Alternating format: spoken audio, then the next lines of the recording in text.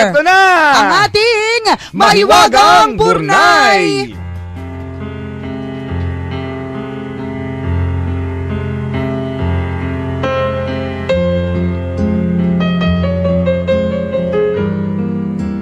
Alam mo kung sino pang lagi nakikinig na Mahiwagang Burnay, partner? Sino? Si Paolo Ballesteros. Hi, Paolo! Good morning! Good Aga morning. gumigising nito, no? Oo, masipag na masipag yan eh. Pautang nga. Pautangan mo nga kami, Paolo. Utang! Meron kasi kami sasalyang networking eh. Kailangan namin ng pera. Good morning, Paolo. Tsaka sipag niyang mag-comment sa mga sa social media. Tama. Thank you, Paolo Ballesteros. Good morning Salamat, sa'yo. salamat.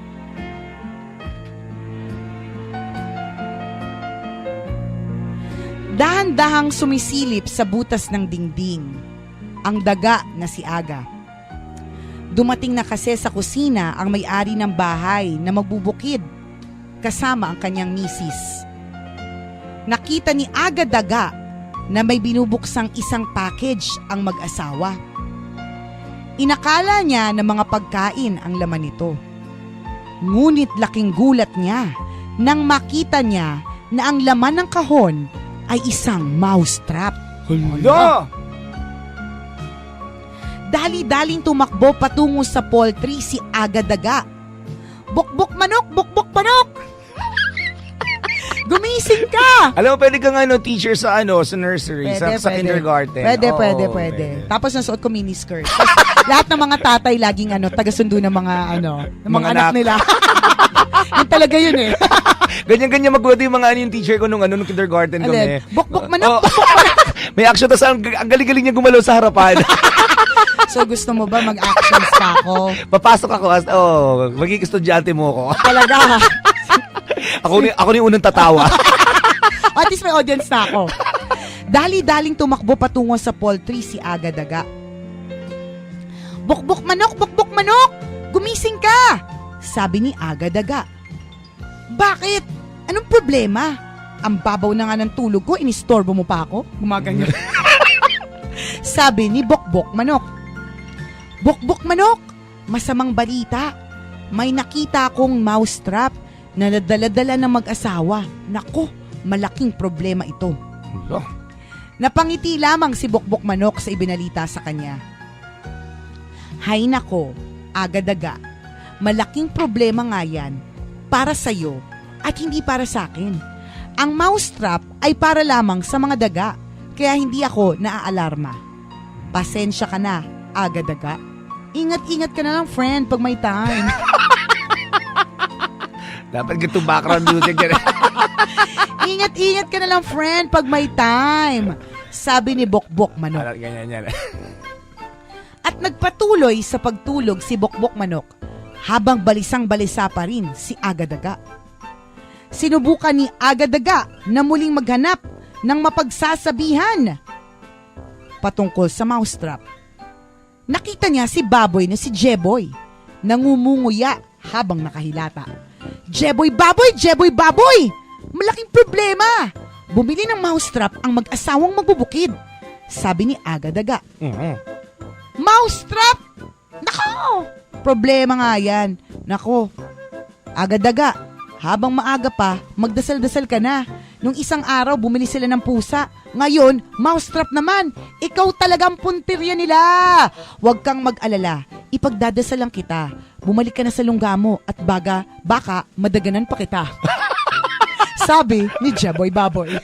Gusto ko with action partner para masaya. Ayoko, parehas na naman tayo ng bayad. Parehas na tayo ng talent fee. Tapos ako may actions pa. Para masaya, mas may Ayoko! may credibility. Ka naman ingay. Lalong natakot si Aga Daga sa kanyang narinig mula kay Jeboy Baboy. Sunod niyang pinuntahan ang baka na si Becca para ibalita ang tungkol sa mousetrap. Ang bakang si Becca. Becca baka! Becca baka! Becca baka!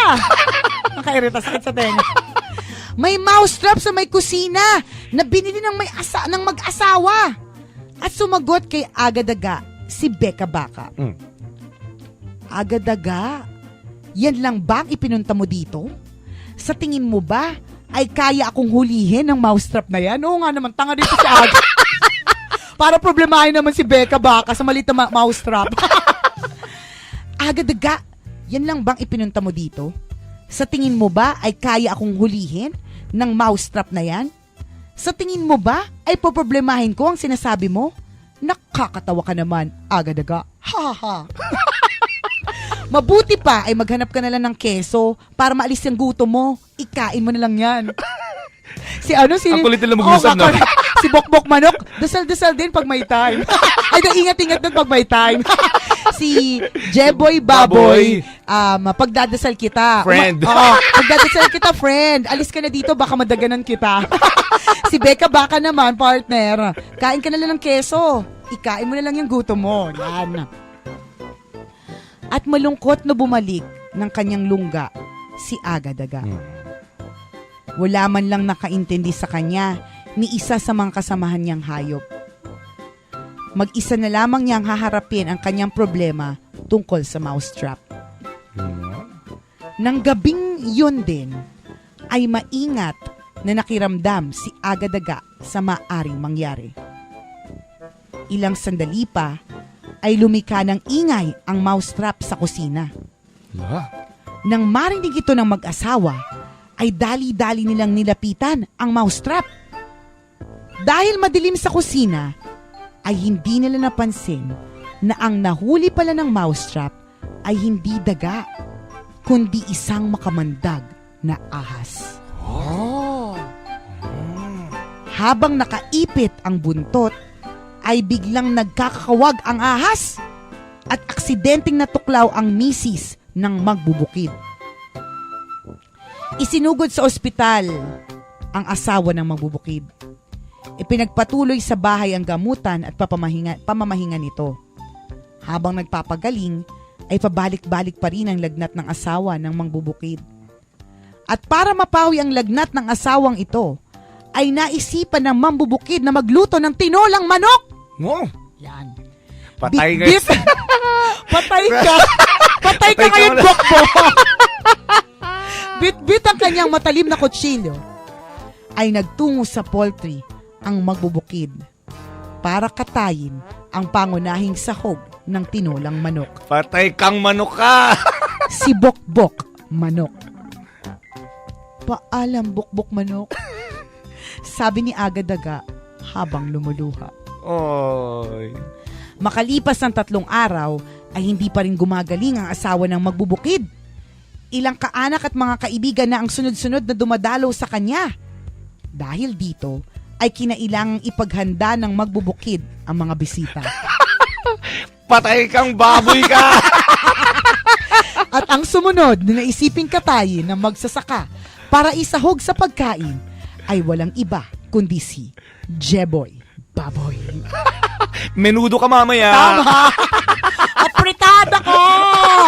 Adobo! Kare-kare! Bicol Express! Paalam, Jeboy Baboy. Sabi ni Aga daga na namumugto pa ang mga mata. Sa kasamaang palad, ay hindi na gumaling pa mula sa kanyang karamdaman ang asawa ng magbubukid. Hala. Binawian ito ng buhay at ibinurol ng 3 araw.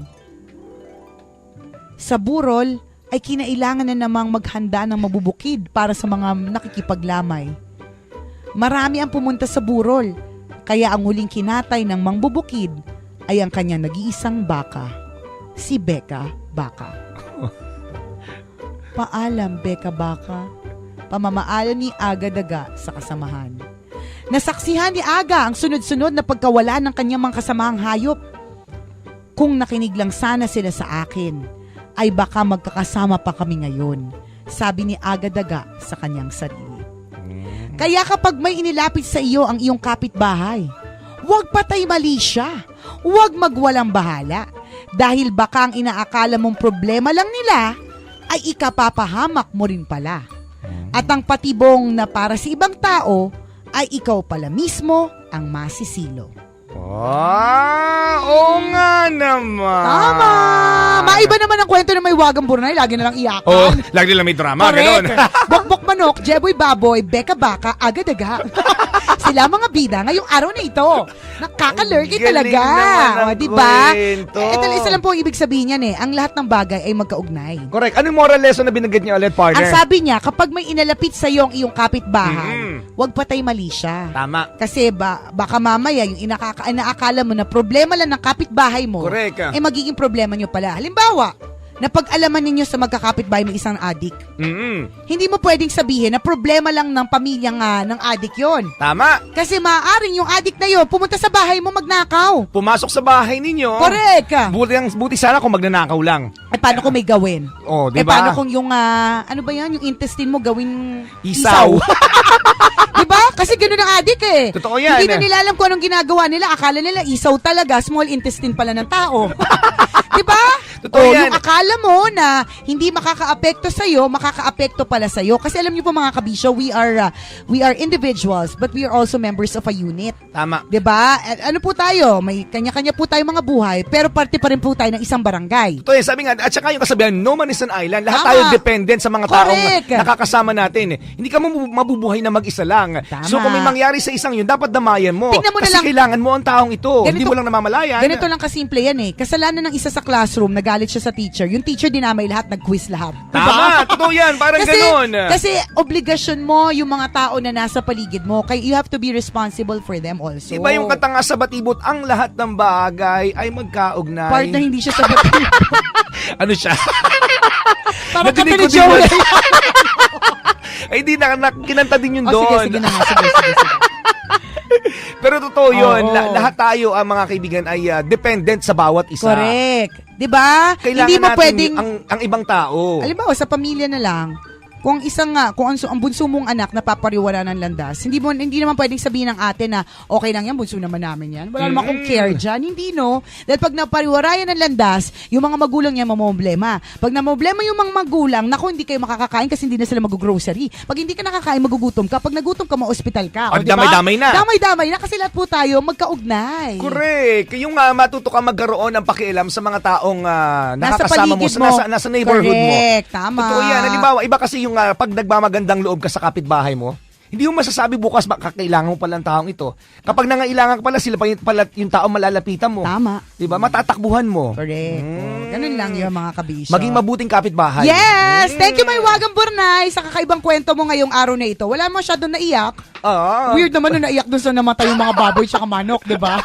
Hindi na daw siya kakain ng manok. Correct. Pero, thanks. It's a good one. Oo naman, napakaganda ng moral lesson. Ang mga kwento po ng may Wagang Burnay, mababasa niyo po sa aming Facebook fan page. I-search nyo lang po, Tambalan! Muli po mga kaibigan, ito ang tambalan ng isang balasuba. At ng isang balahura, ako po si Nicole Yala. At ako naman si Cambio King Christopher. Na nagsasabing, walang matatag na relasyon sa malanding may determinasyon. Yun!